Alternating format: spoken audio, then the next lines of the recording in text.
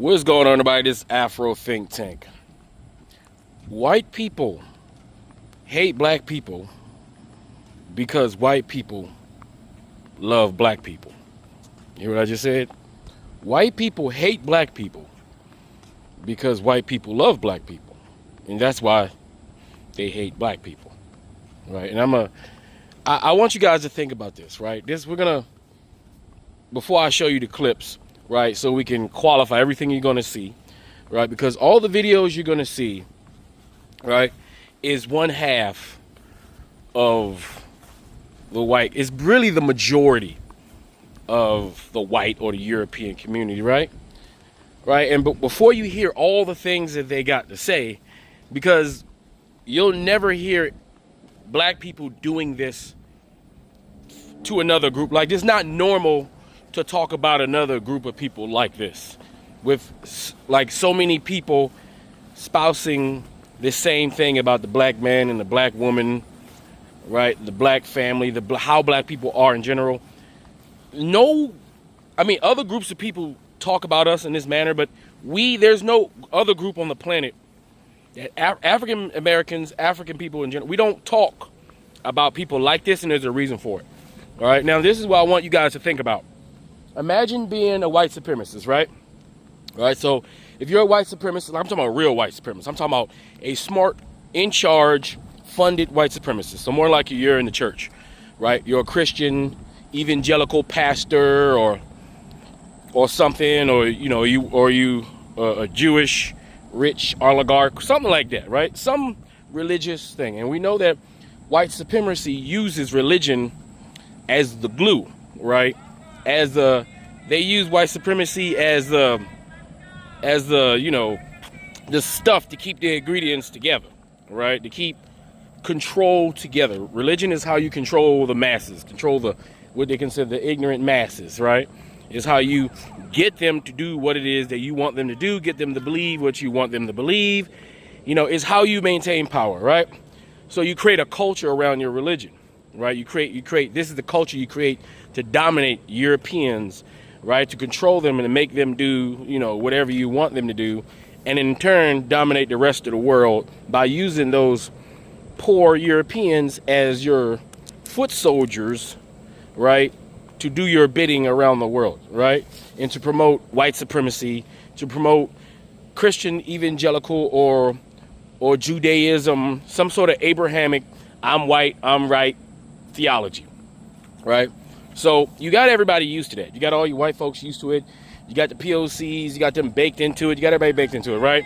And then, so what can possibly stop that? What is strong enough to possibly stop that kind of culture from permeating? Because people get really used to suffering. They get used to being in a system, even if that system is unfair. They get used to being a part of a culture, even if that culture is unfair. And if you listen to white folk, right, especially the ones in America, you will hear how toxic their family and culture environment is. You'll hear how toxic church is, right? The thing that's keeping them glued, right? Church, right? You'll see how toxic their regular family are, or how the men are toxic, how the fathers are toxic because they spread the toxic theology from the church, from their pastor, right? They're complicit wives, the European woman, right?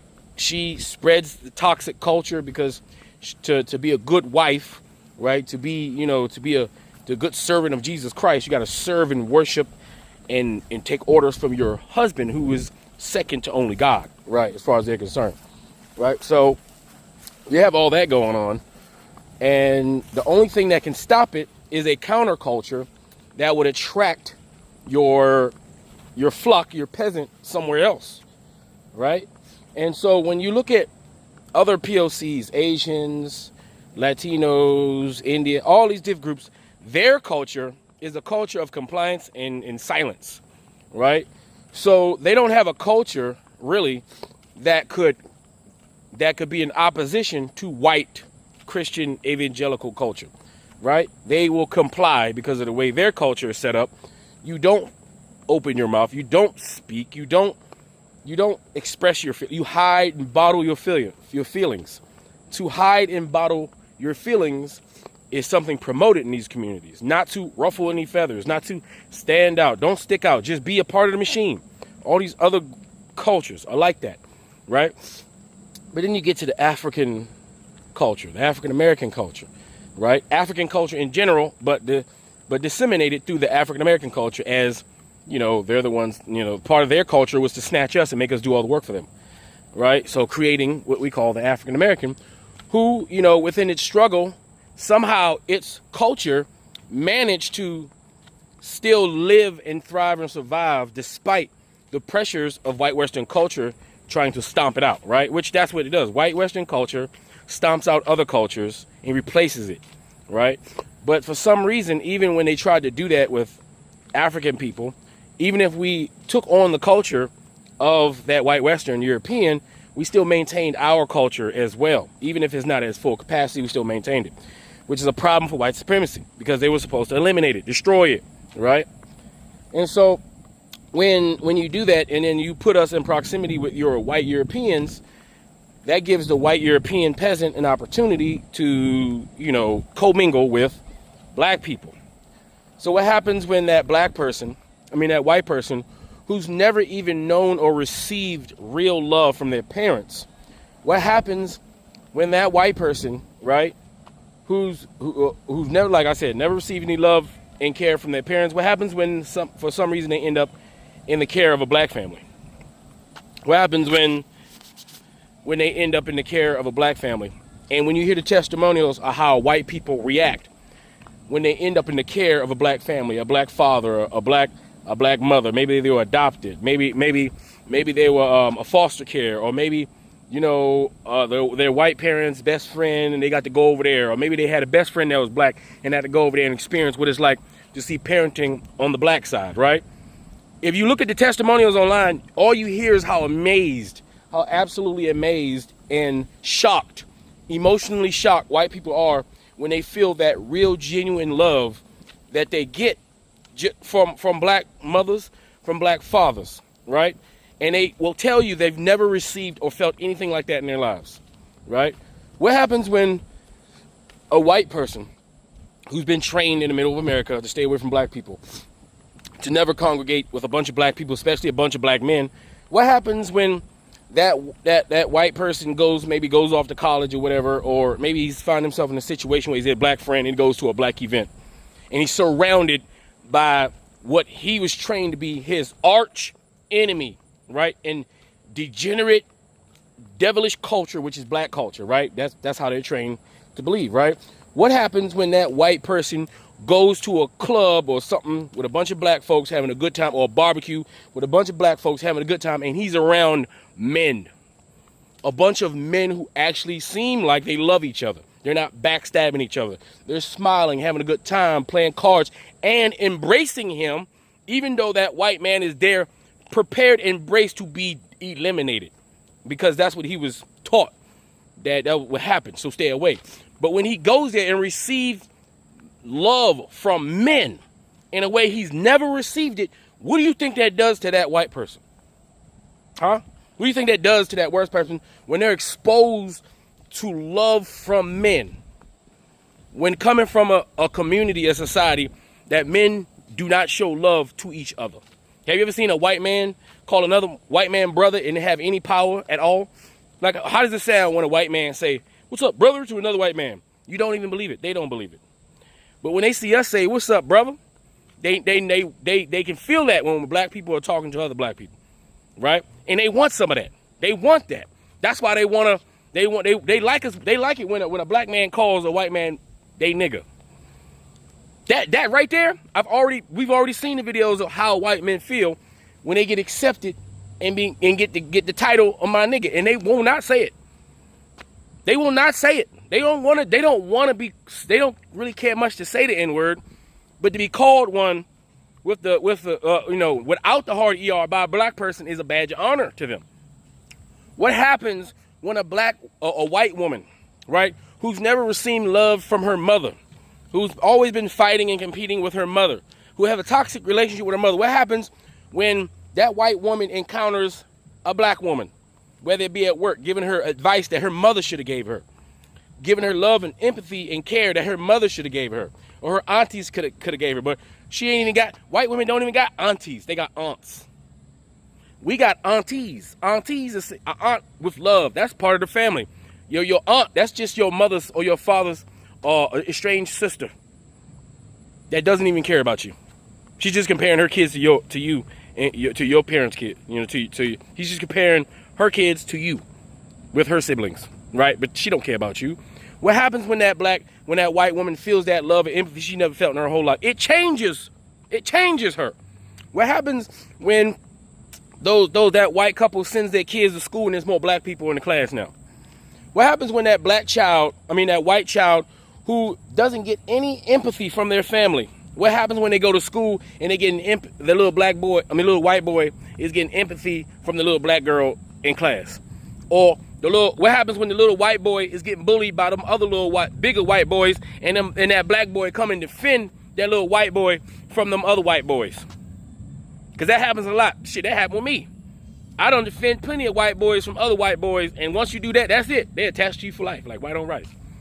So what happens is there are white people who are in charge who see the interactions that as far as they're concerned, they're peasants, they're personal slaves. That when they see that the program that white supremacy has created, the culture of white supremacy has been created, is being challenged by their which are black people and black culture, and we don't even have to do anything but live. Just our existence in being around their people is enough to defeat their culture. Because these white people see a different culture. They see the lies told by their white supremacist pastors and preachers and imams. Yeah, I gotta throw the imam in there too, because you got those too, right? And rabbis, all of them, right? And when they actually interact with those who they deem to be their enemy, they find out it's the complete opposite. And then they get addicted to black people. Then they get addicted to everything we do, because everything we do got seasoning in it. Even from when they eat our damn food, it's like, damn, we put the love in the food. They don't even put love in the food. So think about the things that bring people together. You sit together and you gather together and you eat, right? You celebrate and you dance, right? People die and you mourn, right? You go to church and you worship, right? You celebrate birthdays. Think about all these events and how white folks celebrate them, and how we have observed them celebrating them, and how a lot of those events turn out to be toxic events where family members take that opportunity to battle each other. And they go from being a supposed loving event to an obligatory family gathering where we all collectively fight and gossip and then separate again. But then when it comes to the black family, we dancing and having a good ass time. We're doing the thing that's supposed to be done, which is celebrating, taking a pause from the stresses of life to celebrate the moment. And when white people get an opportunity to do that, you can see it's infectious. It's infectious. And that is dangerous to white supremacy. That's dangerous to those that want to maintain white supremacy as a cultural norm, right, in order to control. That's very dangerous, right? And so African Americans, African people in general, no matter where we are, Caribbean, Africa, our natural state of being is enough to defeat white supremacy just by exposing those who are programmed by white supremacy, just by exposing them to black culture. Look at how every group of people, when exposed to black culture, how it changed them, how it adds a soul, how they get seasoning within their soul, how they start to smile. You can see light in their eyes. They actually living for the first time, feeling things that they should have been feeling, but they had those things taken from them. They never experienced those set of emotions, that they can be that comfortable and be that happy and be that free and be that expressive. We black people bring out the humanity in everybody else because we are the mothers and fathers of civilization, right? Because we are everybody is our children biologically. Therefore, when our children get out of line, when they're losing themselves, when they're stressing out about their lives collectively, they always come home to mama and daddy, because that's where they find comfort. People find comfort with us. And as long as people find comfort within our communities, within our ceremony, within our breath, it will be a danger to white supremacy, because it's the opposite. White supremacy runs on fear. We run on love. And fear hates love, because everybody knows love is more powerful than fear, even though fear right, seems to be more intimidating than love. But we all know love can be vicious. And when love get to going, because we know even love don't love nobody, right? Love can be dangerous as well, right? But our culture brings forth love. And that's why white supremacy and the white supremacists, the Christian evangelicals, and all the Jewish these white people, okay, keep in mind, these are all just white people, all right, Jewish people, they like to name themselves, right? They do that, all right? But these white people who want to push religion as a means of control in white supremacy, right? The spirit, the true spirit and the root of humanity, which is us, because white people, Asian people, Indian people are just a branch off the African tree. Remember that. All of them are just branches off the African tree. And just like a branch, if it doesn't get the nourishment from the root in the ground, despite how far it stretches itself out, how completely contorted it makes itself, if it doesn't get the nutrients from the root, it breaks off and dies because it's weak. So ultimately, humanity needs the spirit of the African in order for it to satiate itself, in order for it to grow and thrive. And the devilish, evil, imperialistic, racist, white supremacist ways of these lost human beings, their culture is being canceled because the people who it was meant to control no longer wants to live that way. They see a better way and they want that. Now, how does them wanting that manifest itself? It manifests itself into toxic jealousy. It manifests itself into racism. And most of the time that racism is just extreme jealousy, extreme envy, right? And we know how toxic that can get. And sometimes it manifests itself into people being unapologetically loving the black people. They just don't care. So in the white community, they got those two camps. The camp that's saying, look, I'm a white person, but I'm not really white. I'm brown, everybody brown, I'm human. If you go far back enough, there's a black woman and a black man in my DNA. I'm a humanist. I love all people, and I gravitate towards the black culture because the black culture brings out the true spirit in me. It lets me feel my soul. It makes me happy, right? And then you got those who say, I'm white, I want to be in charge. They can't be in charge. We're supposed to be in charge, and we would destroy that and eliminate that and destroy anything that wants to go that way instead of staying with us. And that's the fight white people are having right now. But the truth is, both of them, they love us. Both of them envy us. They always have. They worship us, literally. It's like a literal worship. They manifest it in various different ways. They repaint and restructure the statues, but all the way deep down inside, they know exactly what they're doing. Anyway, you guys tell me what you think in the comment section. It's Afro Think Tank. Learn something, teach something. I'm out. This man said something that many white people were afraid to say. After he spoke, many even admitted that what he said was the truth. Watch the full video and share your thoughts. Do you agree with his view? I love black people. I just favor them. I like them. I have my whole life. When I was a young white boy, I used to wish that I was a black person. I used to wish that I would wake up a black person. My girlfriend is black. She will be my wife, so my wife will be black, and my children will be black, and I like that. I think black people are one of the coolest people on all the earth. I think they've taken such struggle and turned it into beauty and art like they do with everything. I think they're exactly part of what it takes to make America as great as it is, and we owe black people much more love and support than we give them. Notice how I didn't say anything negative against white people? I assure you they will still come to this post and be angry. But don't worry, they're not racist. The response to that video says a lot.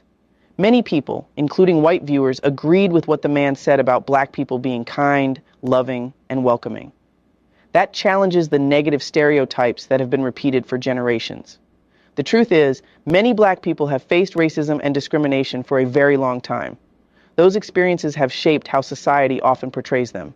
If you only believe the stereotypes and never get to know black people personally, it is easy to form the wrong impression. Being a white guy can really suck sometimes. Now, as I say that, I'm realizing that I need to give a bit of a disclaimer here. Overall, being a white guy, fantastic. We've got a lot going for us. Channing Tatum, the three-point shot, white privilege. I love being able to break out my white privilege like it's a Yu-Gi-Oh card. You know, I summon white privilege from my deck. It's great. We have a lot going for it. One thing that really sucks as a white guy is when you meet and give a handshake to a black dude for the first time, because a guy like me, I give dap. I feel like it's the most versatile way, the most optimal way to shake hands. You know, you can give a half hug, give a full hug, keep a guy at a distance. So I like to give dap.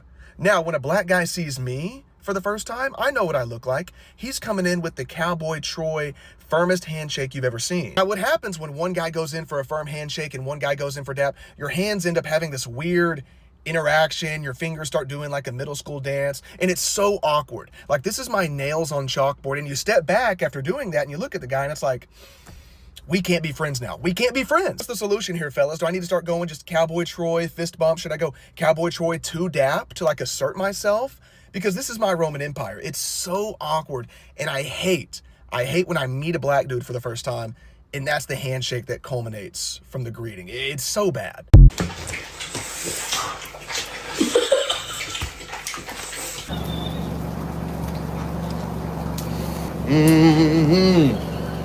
Wave in the water. I'm black. Oh my god. I'm fucking black. You can't put this guy in anything. Never eating with white people food again. What you say, Rob? I ain't never eating white people food again. This shit is crazy.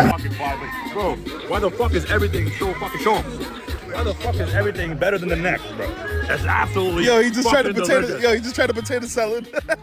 Get me out of here, bro. Wow. Tastes good? Mm-hmm. Boy, I'm finna call my mama and cuss her ass out, boy. So then what seasoning tastes like? God damn! Mama, see y'all doing well. Y'all gave my life. Are you good? You sure?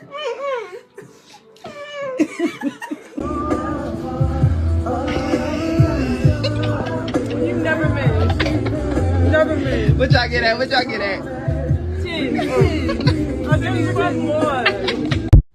I'm white, so I know I have no room to speak on this. But when I was about 7 years old, my dad took me aside and he told me that when I got older, I was never allowed to date a black man because black men were cursed, and if I were to marry a black man, I would not be able to get into the highest level of heaven. For context, I was raised Mormon in Utah. But there was also a beautiful biracial couple that also went to our church. And I remember going to church the first Sunday after he told me that, and I remember looking at them and thinking, wow, if they are able to give up heaven in order to be with each other, they must really love each other. I want to find a love like that one day. Now, to anyone with an ounce of critical thinking skills, obviously that is nonsense. But to anyone who may be feeling like your very existence is in opposition to the powers that be, I know that changing perception is a burden that you didn't ask for, nor is it your responsibility. And it is having a far greater impact than you can possibly perceive. Your light, your life, your love, your existence is having a far greater impact, is reaching more people than you can possibly imagine. And I want to thank you for that.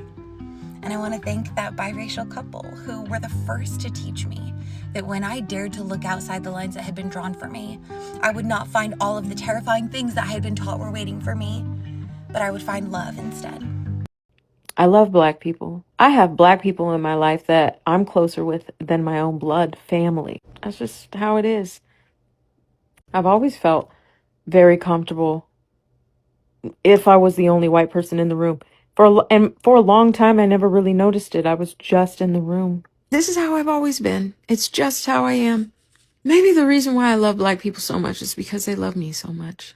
I've always felt more accepted by black people than my own people. Black people are my people. I don't care if that offends somebody. Those are my people. They understand me better. I know that I'm white, and there are some things that I just don't understand because of the circumstances. I'm aware. I acknowledge it. So I speak out against things that I know are going on, even though I can't personally identify. And I am just going to use the gift I've been given, which is my voice, to stand up, to bring awareness, because that's what I know I can do. I've never tried to be somebody that I'm not. I've always just been me. And not everybody likes it. Not everybody cares. Not everybody understands. Not everybody gets it. And I don't need everybody to understand, to care, to get it. It's okay because the right people do. So I don't care if you're black, Brown, tan, yellow, red, purple, blue, green, orange, white. I love you. I will support you if it's good. I respect anybody who stands up for what is right.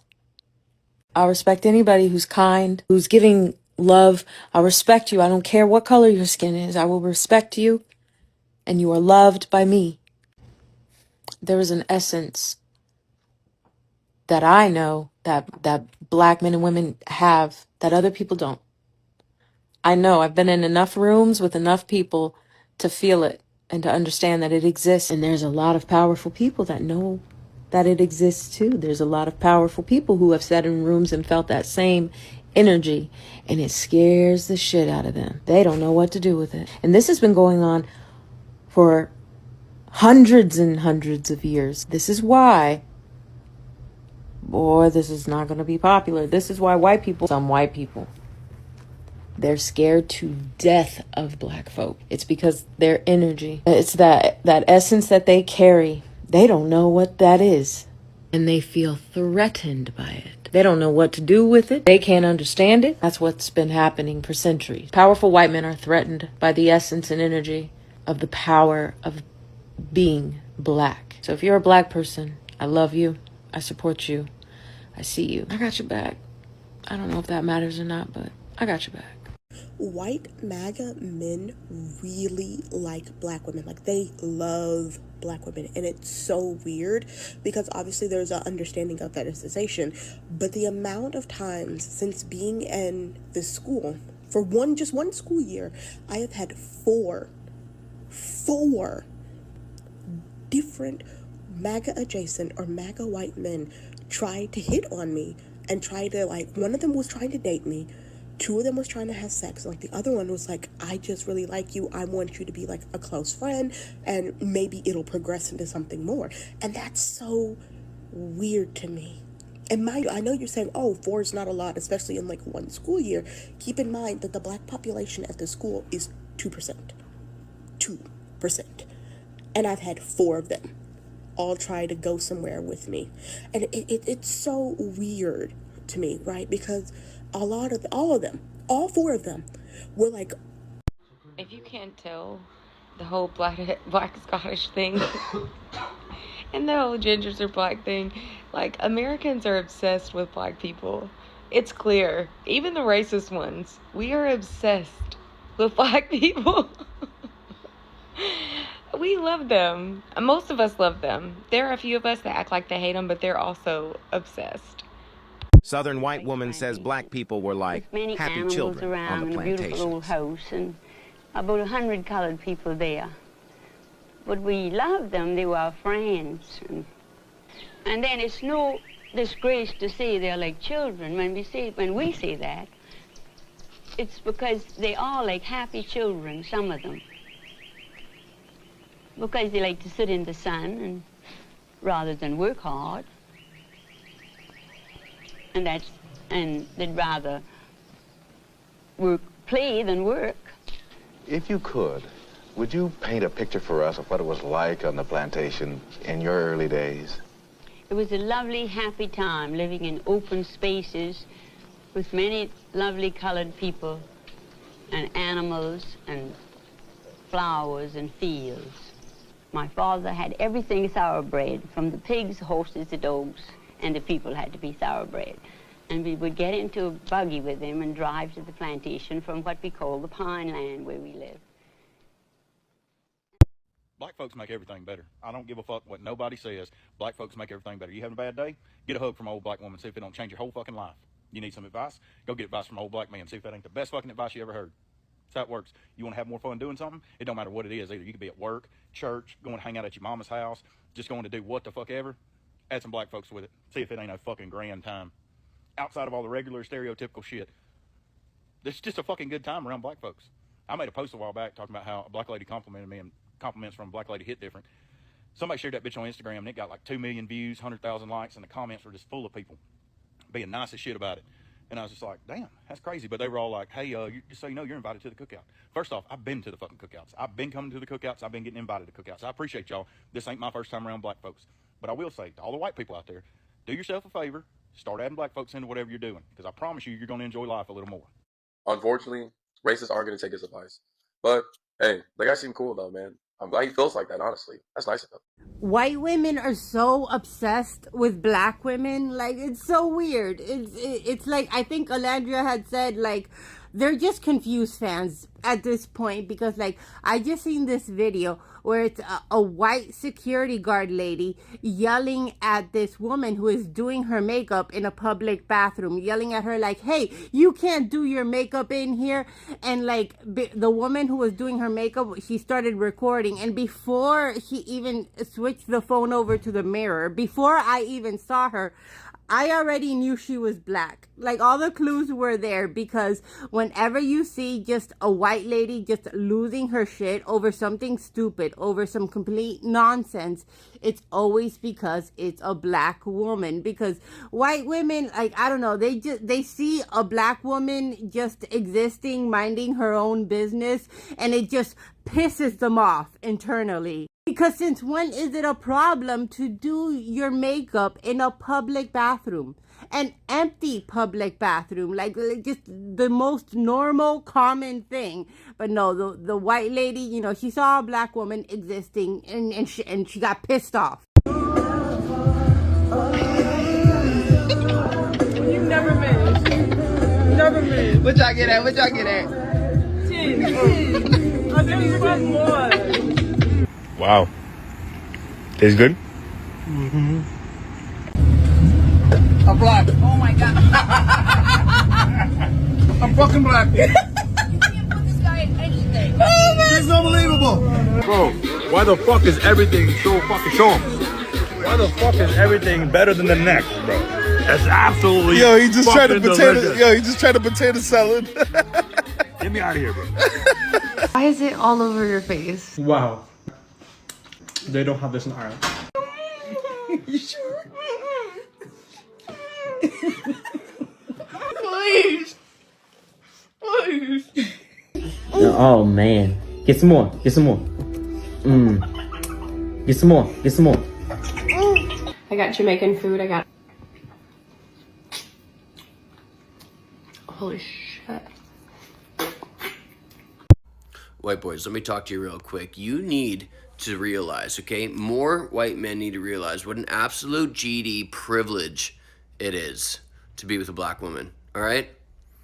First of all, they have many reasons not to give you the time. And if they do, you better fucking latch on tight and hold on forever, because when I tell you that they will just make your life better in every way, shape, and form, the black wife effect's a real thing.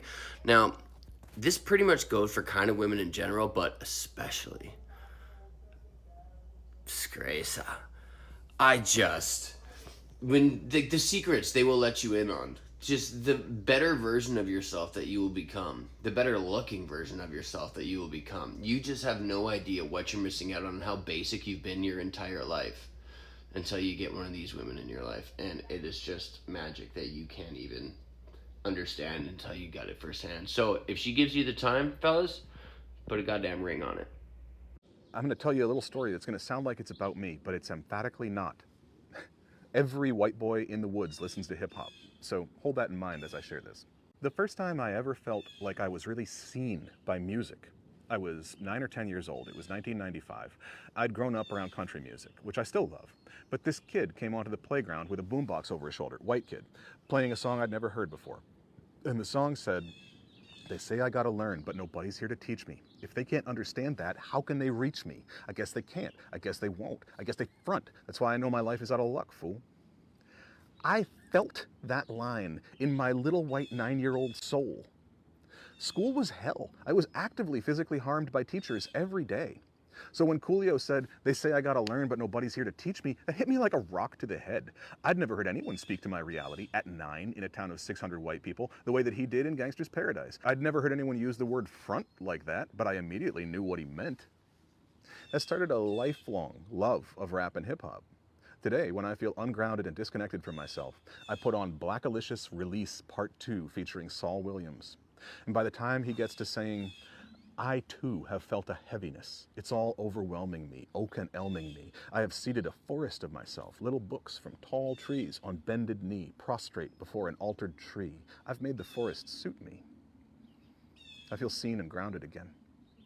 I turn that song up as loud as I can and let the beats and poetry wash over me. So when Saul says, "We are history's detergent, water-soluble light particles, articles of cleansing breath, articles amending death," I feel him doing exactly that. I love the connectivity I find in country music, which is also from black people, down to the banjos and guitars, but no one has ever spoken to my experience the way that modern black music does, and has my whole life. So why have I never said this before?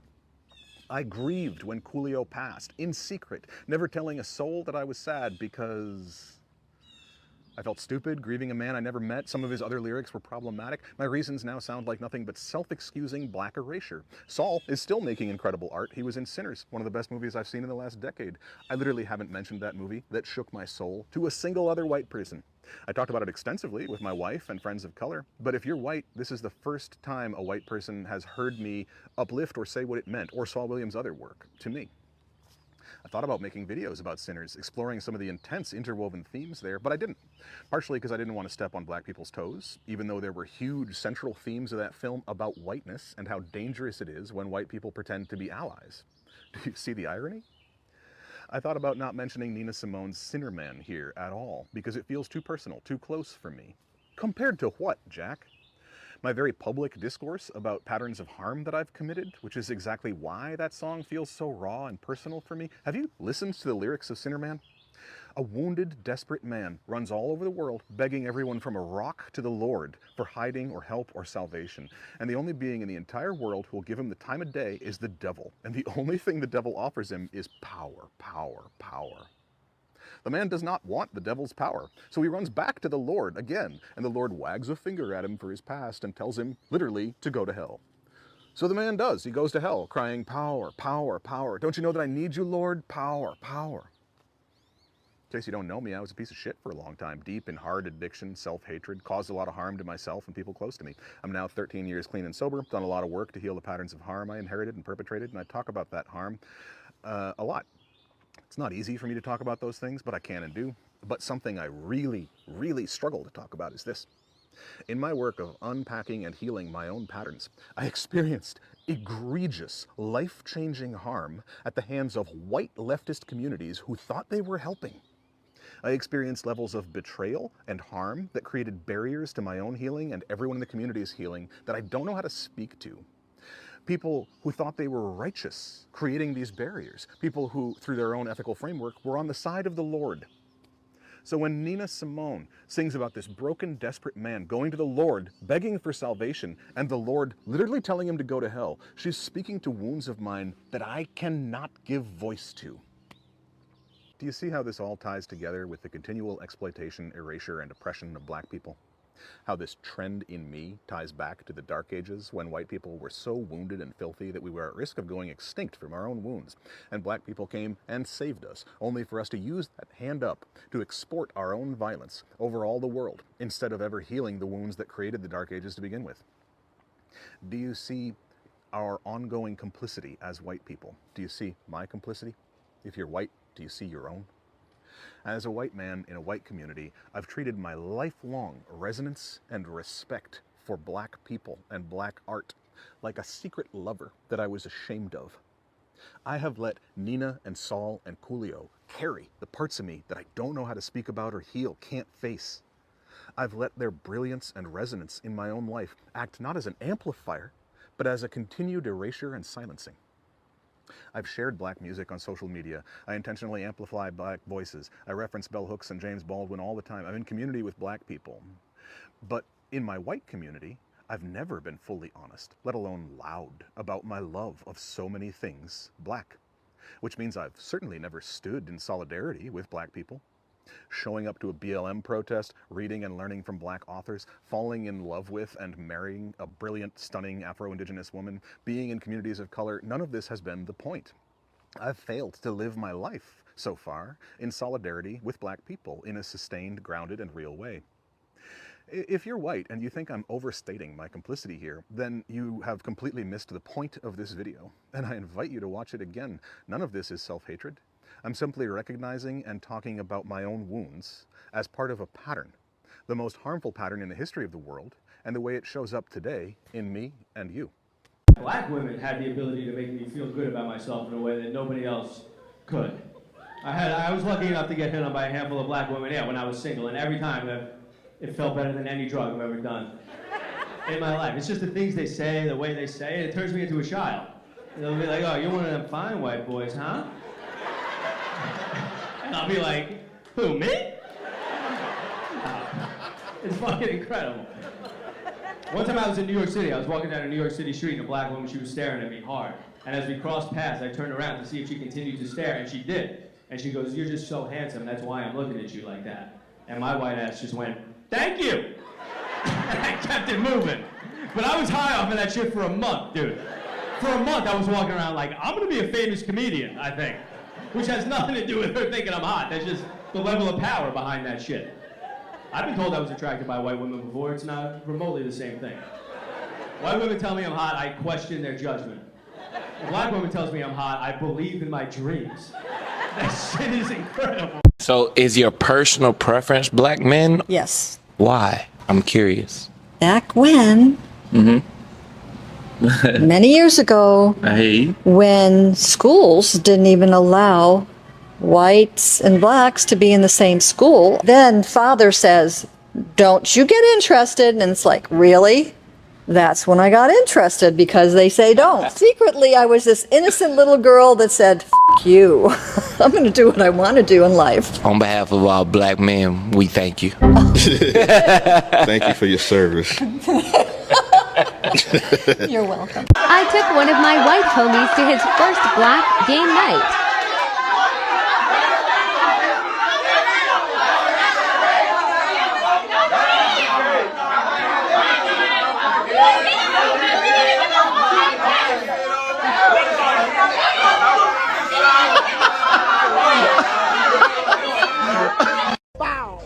Wow. Work. Yay. My nigga Finney is like, oh, come on.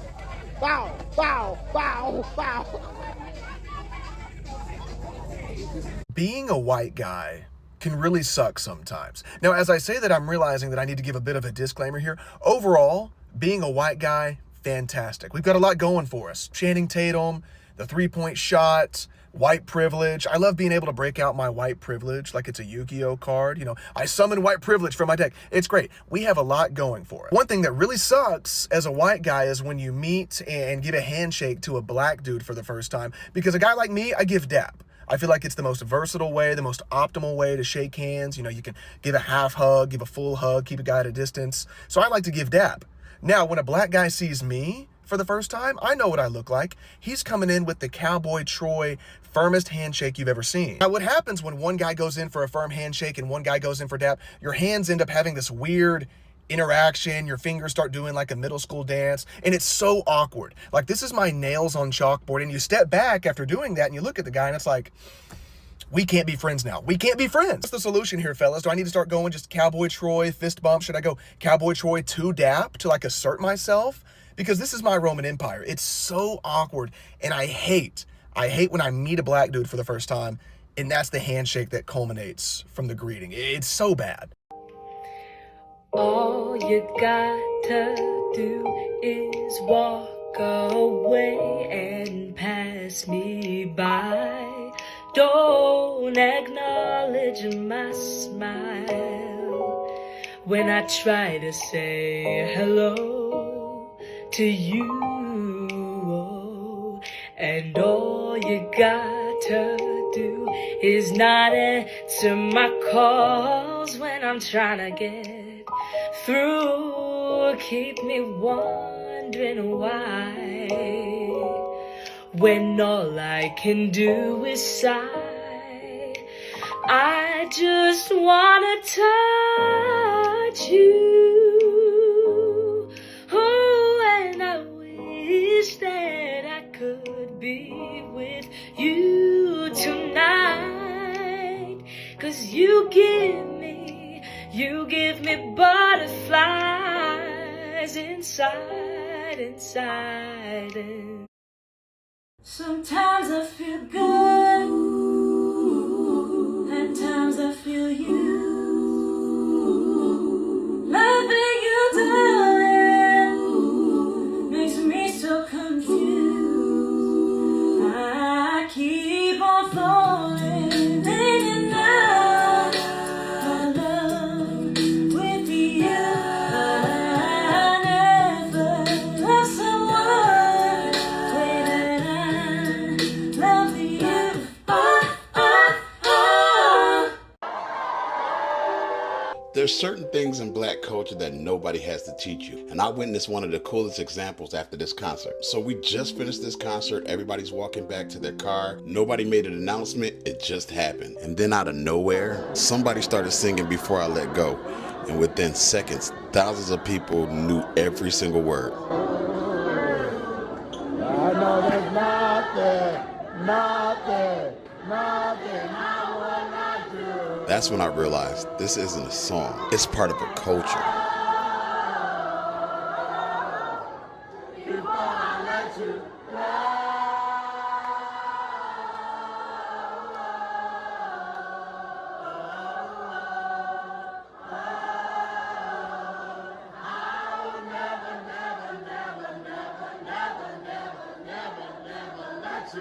We've heard it at cookouts, family reunions, weddings, block parties for so many years, and nobody needed instructions anymore. It's amazing how one song can unlock a shared memory for thousands of complete strangers. Which got me thinking, what's another song that can make an entire crowd do this? Free Sudan! Boycott diamonds and gold! Free Sudan! Boycott diamonds and gold! We most definitely cannot forget about the people of Sudan! Thanks for watching Afro Think Tank. Don't forget to like, share, and subscribe. And follow me on Substack and Patreon for more content. Remember, it's Pan-Africanism or nothing.